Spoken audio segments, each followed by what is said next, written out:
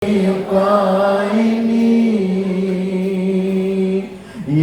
Mu'ayyad Ya Mumajjad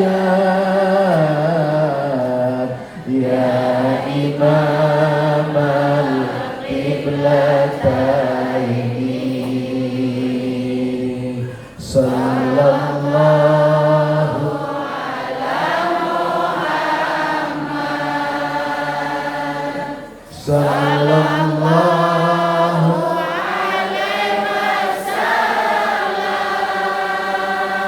Sallallahu ala Muhammad Sallallahu alaihi wasallam. Tambah satu salat lagi biar tambah sejuk, nikmat, tenang malam hari ini. Allahumma salli ala sayyidina Muhammadin bil qulubi wa dawaiha wa afiyati abdani wa shifaiha wa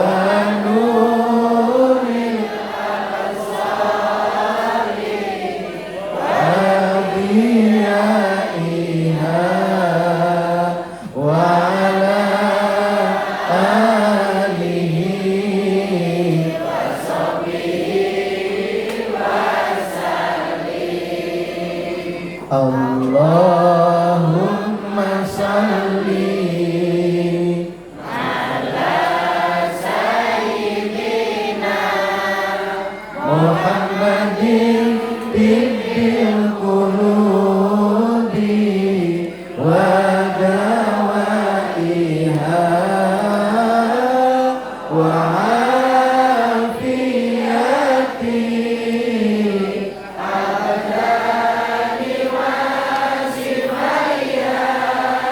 wa nuril absari adiyaiha wa ala alihi wa sahbihi wa sallim. Masya Allah, semoga semua aura negatif di tubuh kita dihilangkan oleh Allah, kesedihan, kesusahan semua dihilangkan oleh Allah, dan satu lagi dapat syafaat dari baginda Nabi Muhammad sallallahu alaihi wasallam. Bismillahirrahmanirrahim. Assalamualaikum warahmatullahi wabarakatuh.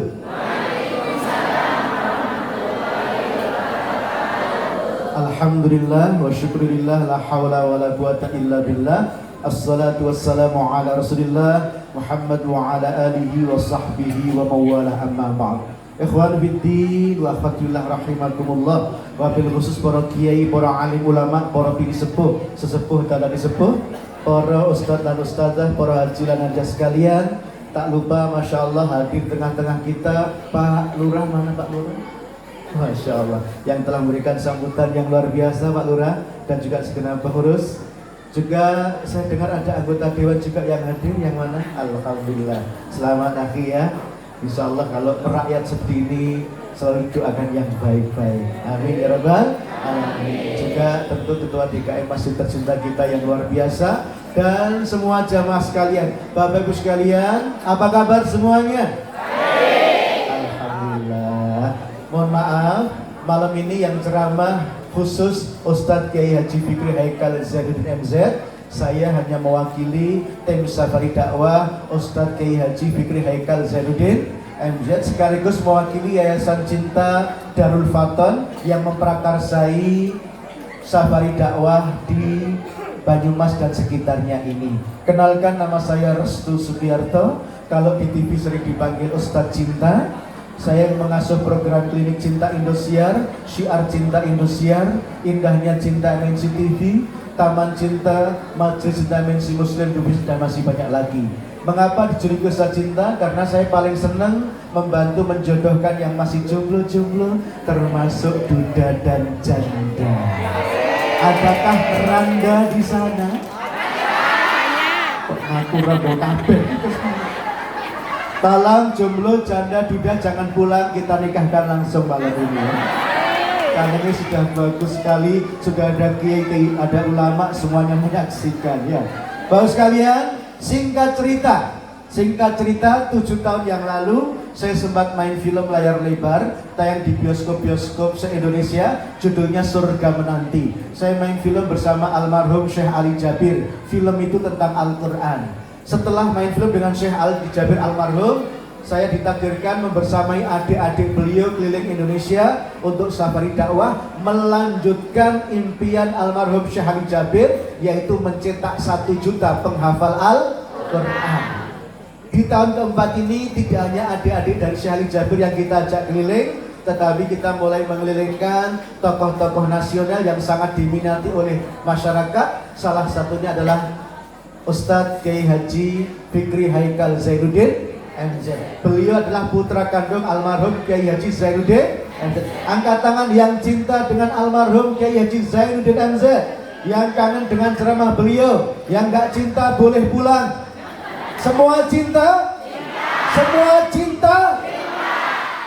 Malam ini kita bawakan fotokopinya, karena wajahnya Kiai Fikri dengan abah beliau mirip, suaranya mirip, jalannya mirip, lucunya nggak kalah dengan abah beliau. Tapi ciri khas ceramah beliau dan abah beliau sama, merindukan kita untuk selamat fid dini wad dunya wal akhirah. Maka nanti akan saya terangkan tentang program mencetak 1 juta penghafal Quran setelah kita simak tausiah dari beliau. Sudah siap semuanya? Kalau sudah siap, permintaan saya satu, sebelum beliau tausiah, tolong semua bisa senyum dulu. Orang yang senyum sekali sehari insya Allah masih hidup. Orang yang senyum 10 kali sehari sehat. Orang yang senyum 100 kali sehari seperti olahraga mendayung 10 menit sehat banget. Tetapi yang senyum-senyum 7.000 kali per hari kudu diperiksa. Nah. Sehat semuanya? Semangat semuanya? Kita akan langsung simak tausiah dari Ustadz Kiai Haji Fikri Haikal Zainuddin MZ. Untuk itu jangan kemana-mana, ikuti yang satu ini.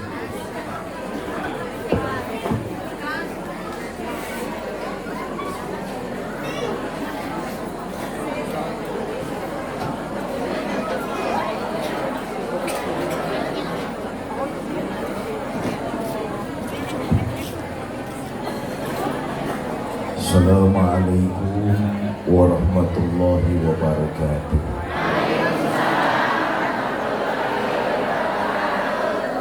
Alhamdulillah, salatu wassalamu ala rasulillah, amma ba'du. Yang mulia para ulama, para kiai, para asatiz dan asatizah, yang saya hormati para tokoh masyarakat, hadir di tengah-tengah kita Bapak anggota Dewan, Bapak Kades, Panitia Tabligh Akbar serta DKM Masjid Nurul Huda, Ibu bapak saudara-saudara kaum muslimin yang saya cintai. Alhamdulillah berkat izin dari Allah, malam ini kita dapat bertemu dan berkumpul. Mudah-mudahan pertemuan kita malam ini mendapat curahan rahmah dan berkah dari Allah Subhanahu wa ta'ala.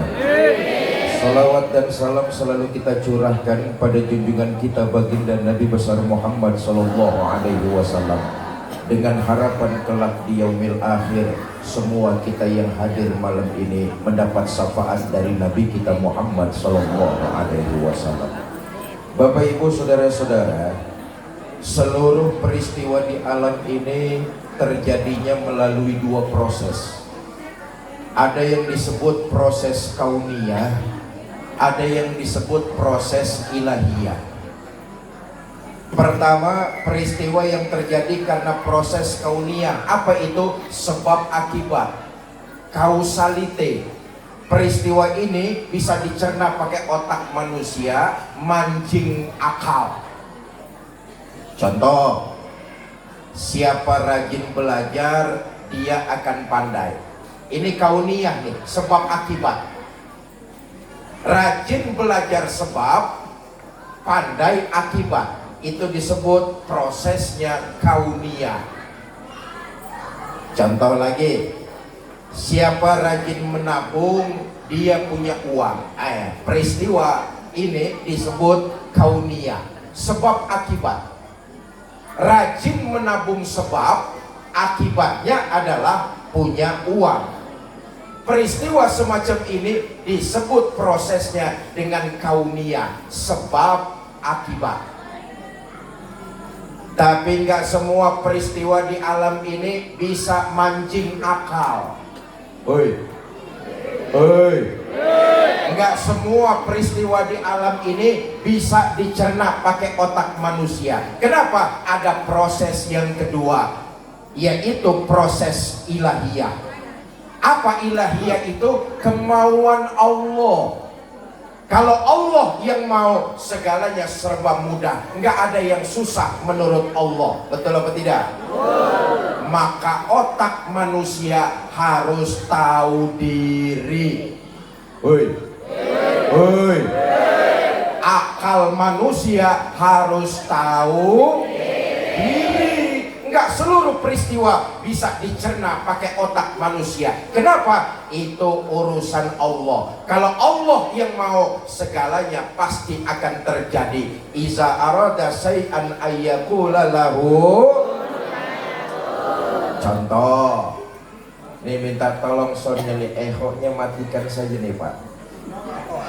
Ehoknya dimatikan, volumenya besarkan sedikit. Mana teknisnya? Boleh teknisnya.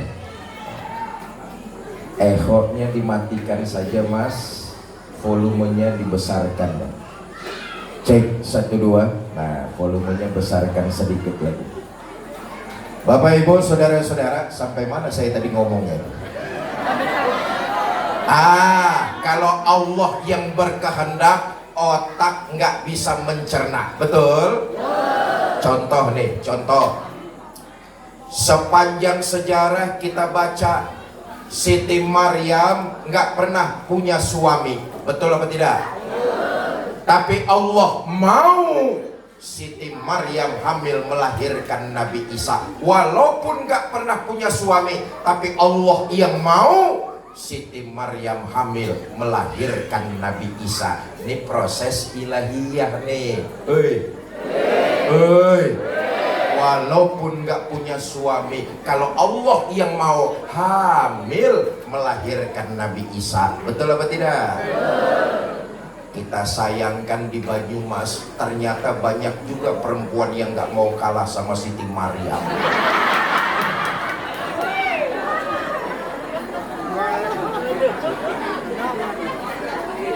Contoh lagi nih, contoh lagi. Otak kudu tahu diri, semuanya nggak bisa dicerna pakai logika. Saudara, api itu sifatnya panas, betul apa tidak? Tapi buat Allah api itu netral. Netral bagaimana? Ya terserah maunya Allah. Kalau Allah mau api panas ya panas, kalau Allah mau api dingin ya dingin. Panas dan dinginnya api bukan untuk Allah, tapi untuk kita para makhluk. Betul apa tidak? Waktu Nabi Ibrahim dilemparkan ke dalam kobaran api yang menggunung, Allah memerintahkan kepada api, ya naru kuni bardan wa salaman ala Ibrahim.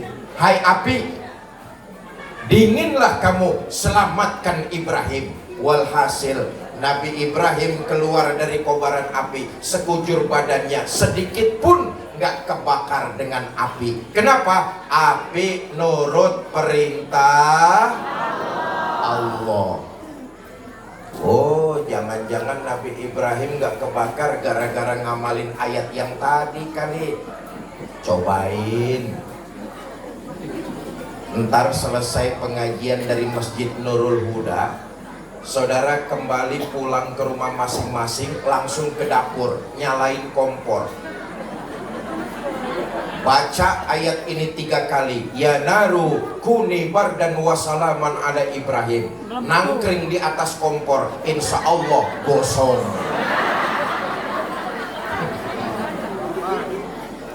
Kalau Allah yang berkehendak, logika otak manusia, akal pikiran harus tahu ini. Kalau Allah yang berkehendak, segalanya serba mudah. Jelas? Jelas? Contoh lagi nih.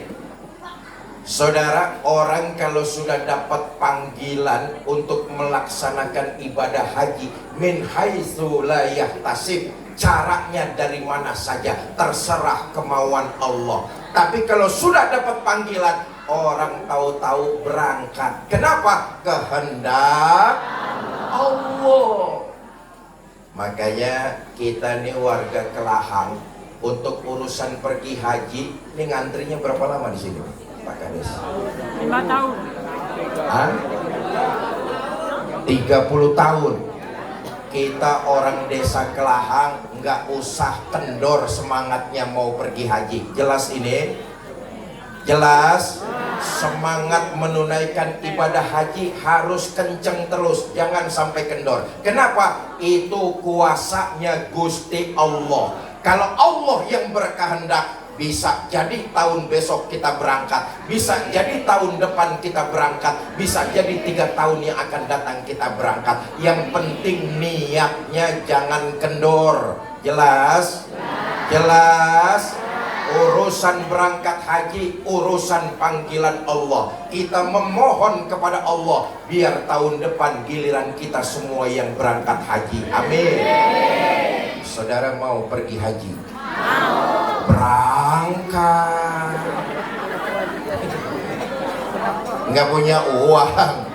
Nah, saya bilang kalau Allah yang berkehendak pasti jadi apa enggak? Pasti jadi apa enggak? Jadi urusan uang Allah yang akan carikan jalannya buat kita. Saya punya teman di Jakarta, di pinggiran Jakarta dan Bogor itu. Teman saya itu niat hajinya kenceng. Padahal sehari-hari dari habis subuh sampai jam 8 pagi kerjaannya cuma dagang daun singkong. Dari satu pasar ke pasar lain dagangannya cuma jualan daun singkong. Tapi niat pergi hajinya kenceng, nggak pernah kendor. Alhamdulillah dapat panggilan melaksanakan ibadah haji. Punya untung sedikit demi sedikit gara-gara jual daun singkong. Untung sedikit demi sedikit dia tabung. Alhamdulillah bisa pergi haji gara-gara jualan daun singkong sama kebun-kebunnya.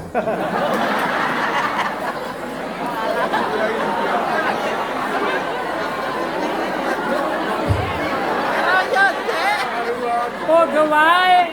Bodoh wae.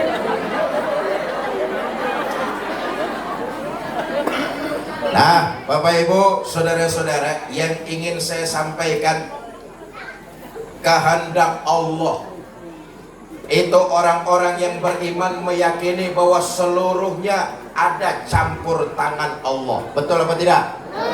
Malam ini kita bertemu silaturahmi, itu pasti sudah jadi kehendak Allah. Karena itu lewat pengajian malam ini saya ingin titip pesan pertama, nilai-nilai iman ini harus kita jaga. Orang yang beriman meyakini kehendak Allah. Seluruh peristiwa di alam ini campur tangan Allah. Iman, lewat pengajian malam ini saya menekankan, jaga, pelihara, jangan sampai terkontaminasi dengan sesuatu yang menyekutukan Allah Subhanahu wa Ta'ala. Kita hidup karena iman, kita berbuat karena iman, dan kita ingin kembali menghadap Allah dalam menggenggam nilai-nilai keimanan. Jelas? Jelas? Iman laksana generator, penggerak agar kita manusia menjalankan nilai-nilai ajaran agama dan menebarkan nilai-nilai kebaikan. Penggeraknya tidak lain dan tidak bukan adalah iman. Iman yang menggerakkan kita untuk melaksanakan ibadah sholat. Iman yang menggerakkan kita untuk melakukan ibadah puasa, termasuk iman yang menggerakkan kita malam ini hadir di pengajian untuk silaturahmi. Ini semuanya nih yang datang ke sini nih digerakkan karena iman. Woi. Saya yakin yang hadir nih, ya Allah, nih orang-orang pilihan Allah semua ini. Amin. Mukhtar, orang-orang yang jadi pilihan Allah. Ayo lihat berapa banyak saudara-saudara kita di tempat lain yang oleh Allah diberikan karunia sehat, karunia waktu yang senggang, tapi imannya nggak terpanggil untuk datang ke tempat sini. Kita yang datang malam ini beruntung, Allah takdirkan iman jadi penggerak kita datang ke tempat-tempat kebaikan semacam ini. Ini orang-orang pilihan semua. Ini yang datang malam ini ada nggak 100 orang? 200 orang? 300 orang? 3.000 orang? Campur yang goib di sawah-sawah. Karena itu iman adalah penggerak kita. Landasannya adalah nilai keimanan, mencari keridhaan Allah Subhanahu wa Ta'ala. Iman yang menggerakkan kita untuk berbuat baik. Nih saudara-saudara nih datang ke sini nih, mudah-mudahan dicatat sebagai sebuah ibadah dan dilipat gandakan pahalanya. Kenapa? Penggeraknya iman datang ke sini mencari keridhaan Allah. Betul apa tidak? Saya tanya, Bu, Ibu datang ke sini nih mencari keridhaan Allah apa cuma mau lihat Fikri Zainuddin MZ? Dua-dua. Nah, karena iman jadi penggerak, orang yang beriman itu meyakini ada hidup sesudah mati, ada akhirat sesudah dunia. Itulah motivasi orang beriman, hidup menebarkan nilai-nilai kebaikan. Kenapa? Nilai-nilai kebaikan yang dia lakukan itu yang akan jadi bekal perjalanan dia menghadap Allah Subhanahu wa Ta'ala. Maaf, ini ratusan orang malam ini nih warga desa Kelahang yang datang nih, ini semuanya calon-calon jenazah. Amin. Betul apa tidak? Ini semuanya pasti bakalan mati. Sama. Ketua panitia bakal mati apa tidak? Mati. Ketua RT bakal mati apa tidak? Mati. Dewan bakal mati apa enggak? Mati. Kades bakal mati apa enggak? Mati. Saya yang lagi duduk di sini bakal mati apa tidak?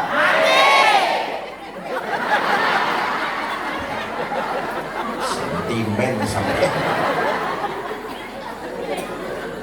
Orang yang beriman meyakini ada hidup sesudah mati, ada akhirat sesudah dunia. Motivasi agar dia dalam kehidupan di alam dunia menebarkan nilai-nilai kebaikan. Itu motivasinya.